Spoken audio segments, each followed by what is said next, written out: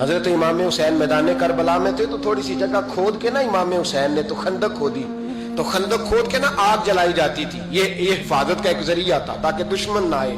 तो इमाम हुसैन ने अपने खेमे के सामने खंदक खोद के उसमें आग जलाई ताकि पर्दा रहे, औरतों के पास को दुश्मन ना आए। तो एक शख्स सामने खड़ा होकर कहने लगा, हुसैन तूने दुनिया में ही आग जला ली है। माज अल्लाह सुम्मा माज अल्लाह। कहने लगा आगे तो आग मिलेगी, यहाँ जला ली है। तो इमाम हुसैन कहने लगे मैं हुक्म देता हूँ आपको कि तुझे अभी पकड़ ले। जब कहा ना मैं हुक्म देता हूँ तो वो आदमी घोड़े से नीचे गिरा और घोड़े की रिकाब के अंदर उसका पैर उलझा। घोड़ा डर के इतना दौड़ा के जाके उस आदमी को आग में फेंक दिया। ये जो लोग कहते हैं ना बड़े मजलूम थे पानी नहीं आ सका, ये हुसैन इब्ने अली है। ये अभी हुक्म देते तो फरिश्ते अभी आ जाते। अगर जनाब इस्माइल के लिए दुम्बा आ सकता है तो वो तो हजरत इब्राहिम के बेटे थे और ये तो मुस्तफा की औलाद है, इनके लिए क्या कुछ नहीं हो सकता। लेकिन इमाम हुसैन ने पसंद किया था करबला के जिया।